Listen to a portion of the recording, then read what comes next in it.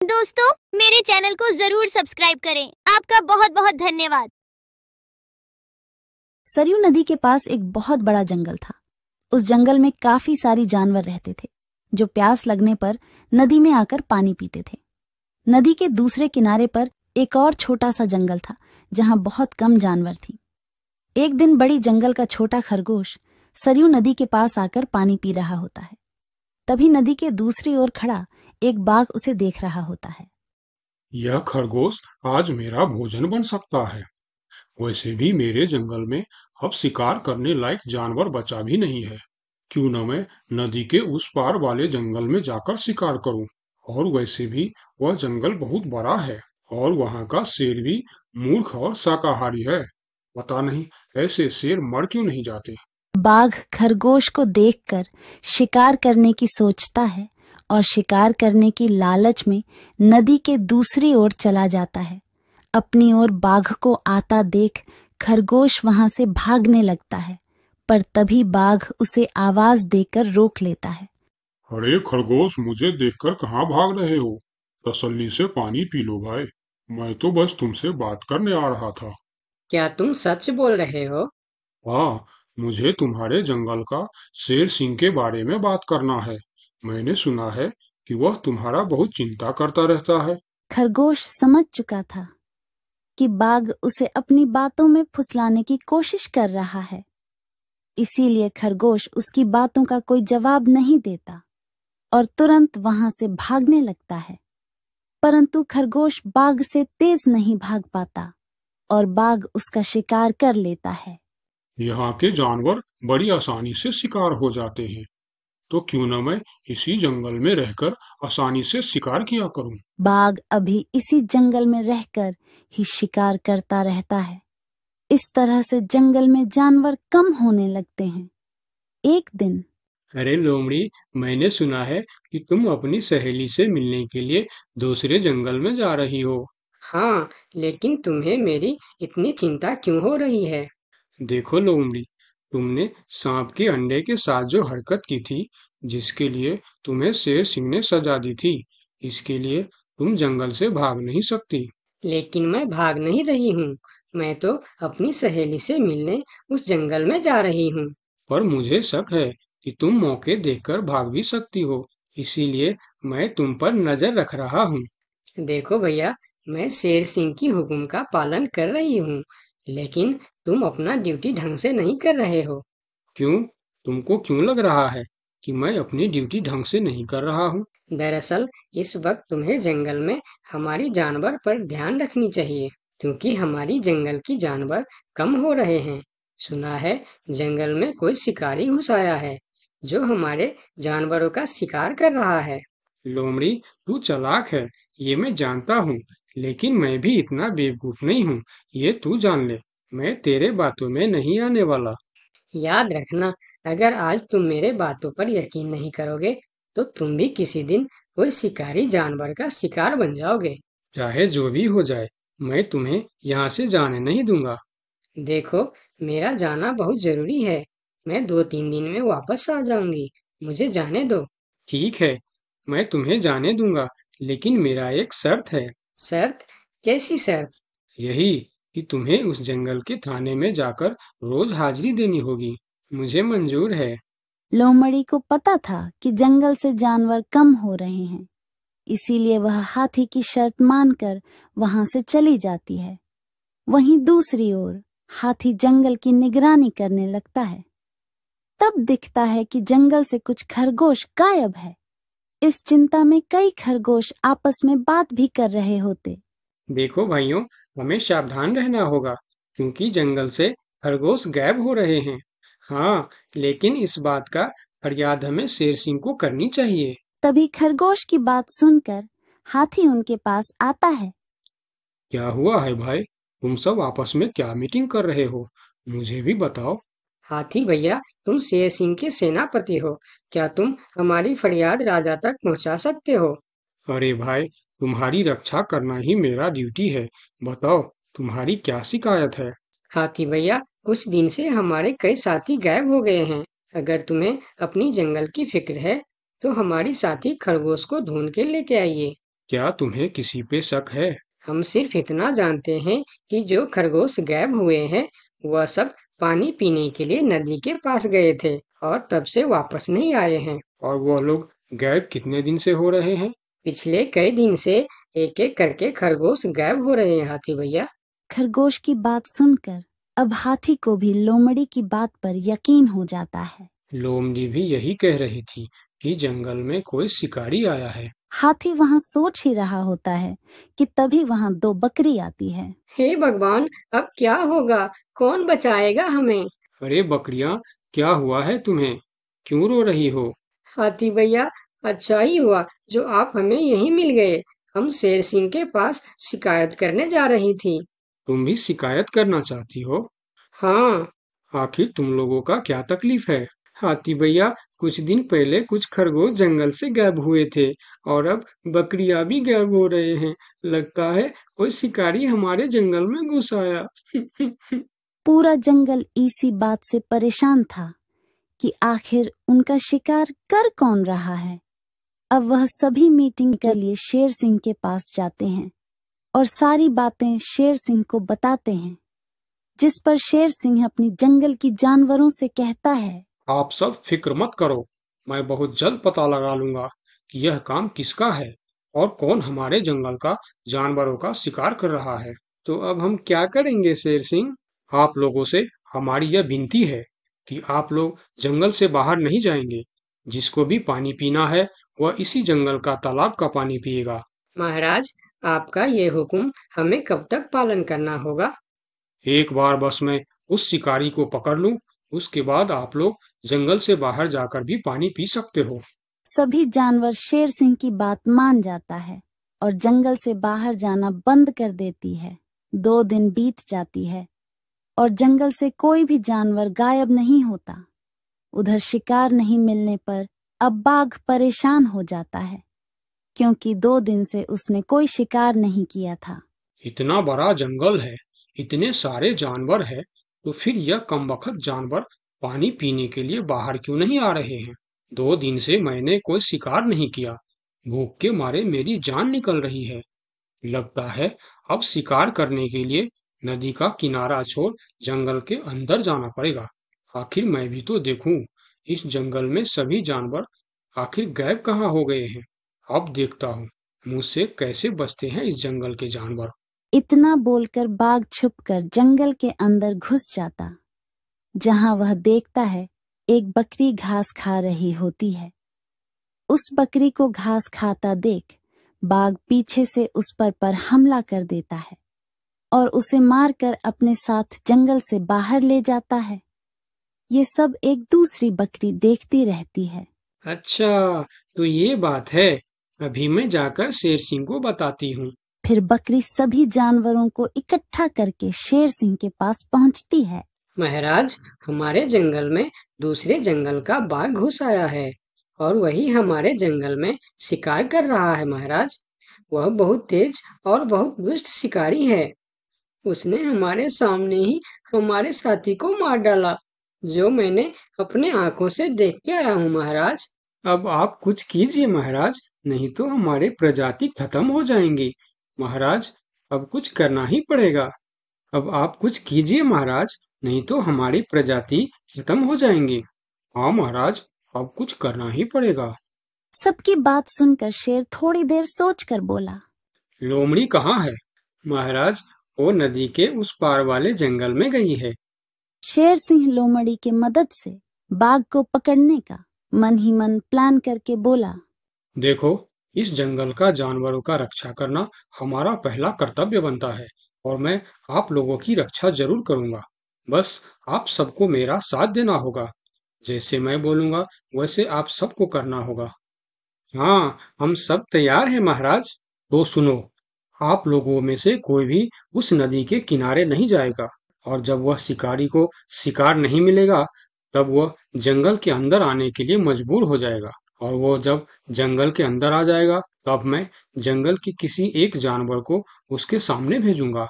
फिर जैसे ही वह मेरे भेजे हुए जानवर का शिकार करने जाएगा हम सब उस पर हमला बोल देंगे। मतलब हम में से किसी एक को अपनी जान खतरे में डालनी होगी महाराज। हाँ, मगर मौत के मुंह में जाने के लिए कौन तैयार होगा महाराज? वह तुम्हें कल पता चल जाएगा। शेर सिंह अपने गुप्तचरों द्वारा लोमड़ी को संदेश भिजवाकर उसे वापस बुलाता है। आपने मुझे इतनी रात में यहाँ क्यों बुलाया महाराज? लोमड़ी, मैं तुम्हारी सजा माफ करना चाहता हूँ, मगर तुम्हें मेरा एक काम करना होगा। सजा से छुटकारा पाने के लिए मैं कुछ भी करने के लिए तैयार हूँ महाराज। ठीक है, तो सुनो। लोमड़ी की हाँ करती ही शेर सिंह ने बाघ को पकड़ने का प्लान उसे बता दिया।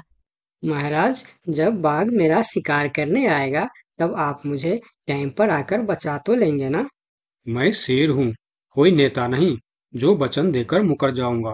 तुम निश्चिंत रहो, तुम्हें कुछ भी नहीं होगा। अगले दिन प्लान के अनुसार लोमड़ी नदी के किनारे जाता है। शिकार को आता देखकर बाघ खुश हो जाता है। वाह, आज मुझे पेट भरकर खाना मिलेगा। शिकार के नजदीक आते ही मैं उसे मार दूंगा। लोमड़ी डरते डरते नदी के किनारे पहुंच जाता है। हे भगवान, टाइम पर शेर सिंह को भेज देना। कैसी हो लोमड़ी? मैं ठीक हूँ बाघ भाई। अभी तो तुम ठीक हो, लेकिन थोड़ी देर बाद ठीक नहीं रहोगे। क्या मतलब? मतलब ये कि मैं अभी भूखा हूँ, और जब मैं भूखा होता हूँ तो किसी का भी शिकार कर लेता हूँ।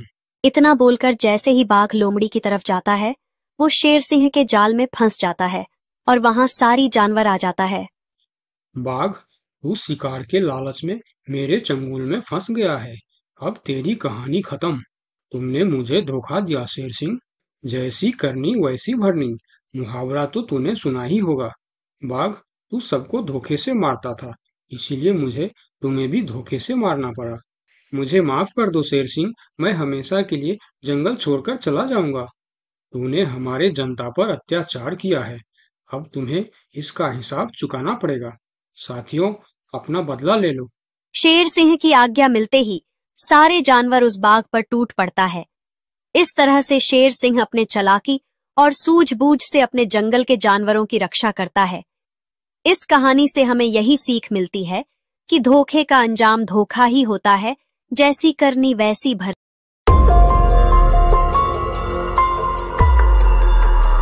बहुत साल पहले की बात है। लक्ष्मीपुर के जंगल में एक पुरानी झील थी। वहां दिन में तो कोई घटना नहीं होती, पर थोड़ा सा भी अंधेरा छाते ही वह झील एक खूनी झील बन जाती। उस दौरान जो भी जानवर उस झील पर पानी पीने आ जाता, वह जिंदा वापस नहीं आता। कहाँ जाता, आज तक किसी को उसका पता नहीं चला था। यही वजह थी कि जंगल के सारे जानवरों ने, यहाँ तक कि जंगल की राजा शेर ने भी उस झील को खूनी झील घोषित कर दिया था। अब पूरे जंगल में कोई भी शाम को उस झील की तरफ जाने की हिम्मत नहीं करता था।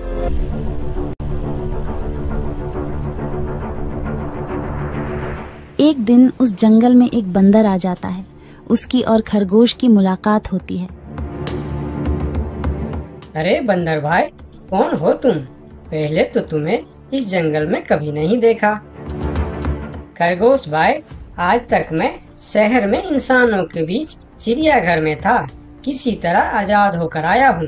क्या इस जंगल में मेरे रहने के लिए कोई जगह है? हाँ बंदर भाई, ये हम जैसे जानवरों का घर है, इंसानों का चिड़ियाघर नहीं। आओ, मैं तुम्हें पूरी जंगल की सैर करवाता हूँ, सारी जगह के बारे में बताता हूँ। जो जगह पसंद आए वहीं टिक जाना। और खरगोश बंदर को पूरा जंगल घुमाता है। हाथी, जिराफ जैसे कई जानवरों के रहने की जगह ही नहीं, वहां के राजा शेर की भी गुफा दिखाता है, पर उस खूनी झील के बारे में ना बताता है और ना उसे वह दिखाने ले जाता है। बंदर वहीं बरगद के एक बड़े से पेड़ को अपने रहने के लिए पसंद कर लेता है। वहां रहते हुए अभी उसे 2 दिन ही गुजरते हैं कि तीसरे दिन शाम को घूमता हुआ वह उसी खूनी झील के पास पहुंच जाता है। अरे वाह, कितने सुंदर झील है। जी तो करता है ठंडे ठंडे पानी में कूद कर नहा लूं, लेकिन सर्दी होने का डर है। चलो, आज सिर्फ ठंडा ठंडा पानी से अपना प्यास ही बुझा लेते हैं।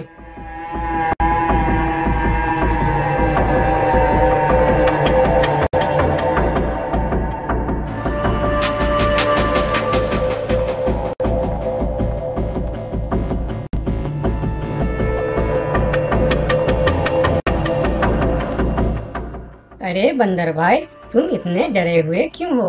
कहाँ से आ रहे हो? झील में पानी पीने गया था और जिंदा वापस आ गए। क्या मतलब? तुम्हें पता नहीं? वह इस जंगल की खूनी झील है। शाम होने पर कोई भी वहाँ जाता है तो जिंदा वापस नहीं आता। उसकी लाश का भी पता नहीं चलता कि वह कहाँ गायब हो जाती है। इसीलिए शाम होते ही कोई भी उस खूनी झील की तरफ नहीं जाता। ये हमारे राजा का आदेश भी है। कमाल है, मुझे तो पता ही नहीं। कैसे पता नहीं? तुम्हें वह खरगोश भाई ने बताया नहीं? लो, खरगोश भाई भी आ गया। अरे खरगोश भाई, आपकी वजह से आज बंदर भाई की जान जाते जाते बची। मेरी वजह से? हाँ, तुमने बंदर भाई को पूरा जंगल घुमाया, हर जगह के बारे में बताया। इस खूनी झील के बारे में क्यों नहीं बताया? भूल गया भाई, मैंने तो सोचा ये तो पेड़ पे रहते हैं, इन्हें झील से क्या काम। अभी अभी इन्हें खूनी झील की खूनी ने पकड़ने की कोशिश की, ये तो बाल बाल बच गए, वरना खूनी झील की खूनी, क्या तुमने उसे देखा? क्यों, क्या तुम लोगों ने आज तक नहीं देखा? नहीं, हम में से कोई कभी भी शाम को उस तरफ जाते ही नहीं और दिन में कोई घटना नहीं होती। और यह बात वह जाकर शेर के दरबार में सभी को बताता है। उसकी बात सुनकर किसी को भी यकीन नहीं आता है। क्या बात कर रहे हो बंदर? मैं सच कह रहा हूँ महाराज, लेकिन हम लोगों तो कभी आज तक देखा ही नहीं, क्योंकि आप लोग उसे खूनी झील समझकर दिन में ही वहाँ जाते हो और शाम होते ही आप लोग डर के मारे वहाँ जाना बंद कर देते हो। पूरे दिन वह मगरमच्छ झील में छुपा रहता है, शाम होते ही चुपचाप निकलता है और झील के पास पानी पीने आए जानवरों को खा जाता है। और आप लोग समझते हैं कि यह झील ही खूनी है, जबकि खूनी यह झील नहीं, इसमें छिपा हुआ मगरमच्छ है। हमें तो यकीन नहीं हो रहा है। वही तो बंदर भाई, हमें अगर पहले पता होता कि आप इतने बड़े झूठे हो तो हम अपने जंगल में आपको रहने की कभी जगह नहीं देते। अरे यार, आप लोग मेरे बात पर यकीन क्यों नहीं करते? मैं आप लोगों का भलाई के लिए ही बोल रहा हूँ। अगर तुम्हारी बात सच्ची है तो क्या तुम उस मगरमच्छ को हमें दिखा सकते हो? क्यों नहीं महाराज, आज शाम होते ही आप लोग वहाँ जाकर पेड़ और पत्थरों के बीच छुप जाना। और फिर शाम को वह सभी उस खूनी झील के पास जाकर छिप जाते हैं। झील के किनारे जाकर बंदर 2-3 बड़े बड़े पत्थर उस झील के पानी में फेंकता है। पत्थर के गिरने की छपाक छपाक की आवाज सुनकर मगरमच्छ पानी के अंदर चलता हुआ शिकार करने वहां आता है। मगर वहां पेड़ के पीछे छिपे दिखाई देते हाथी को देखकर वह सावधान हो जाता है और सोचता है, अच्छा, तो यह लोग मुझे चुप कर देखने आए हैं। अब मैं क्या करूं?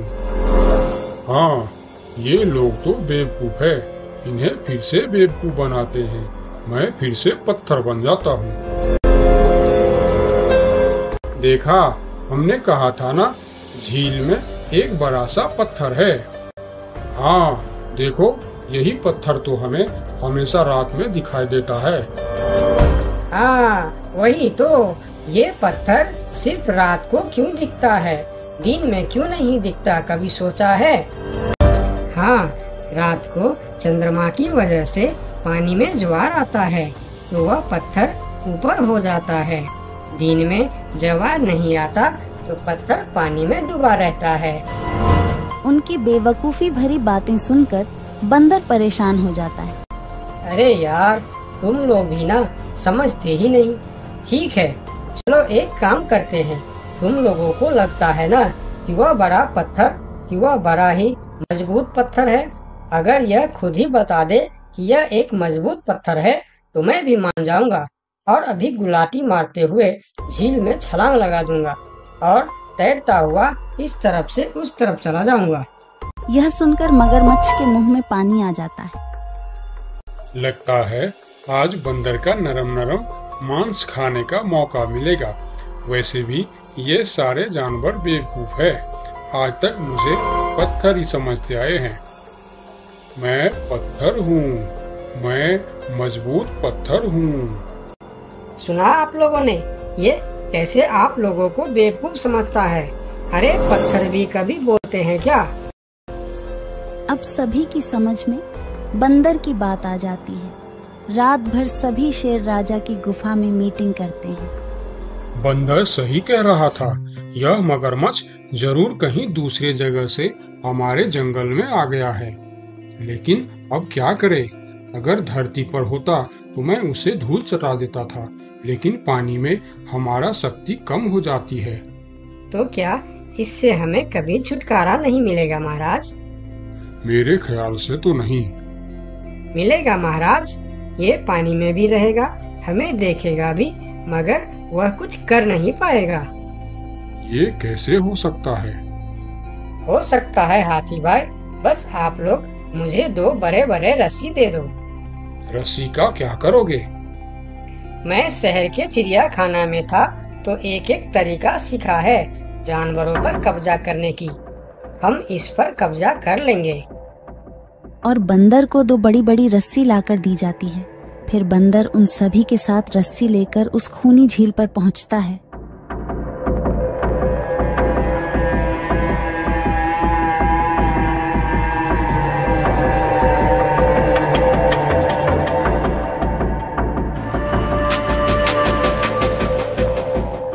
कल तक तो यह बंदर मुझे देखकर भागता था और आज पानी पीने आया है। लगता है ये भी दूसरे जानवरों की तरह मुझे पत्थर समझने लगा है। अभी इसे अपना निवाला बनाता हूँ।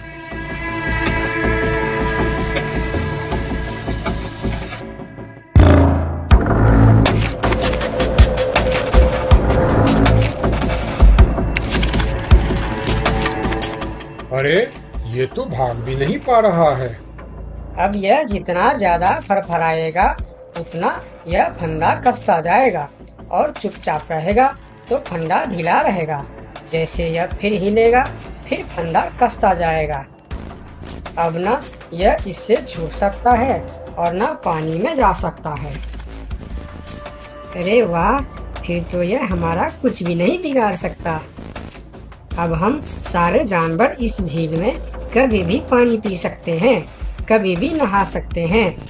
अब यह हमारा कुछ भी नहीं बिगाड़ पाएगा। अरे वाह बंदर भाई, मान गए। आपने तो हमारी समस्या ही खत्म कर दी, वरना रात भर हमें प्यासी रहना पड़ता था कि हमें झील में पानी पीने गया और झील ने हमें खा लिया। तो आज हमें एक बात समझ में आई है कि किसी भी अफवाह के चक्कर में हमें अपनी जगह छोड़कर नहीं जाना चाहिए, बल्कि उस अफवाह का समाधान क्या है वह खोजना चाहिए। क्योंकि कोई भी जगह खूनी नहीं होती, उस जगह पर रहने वाला खूनी होता है।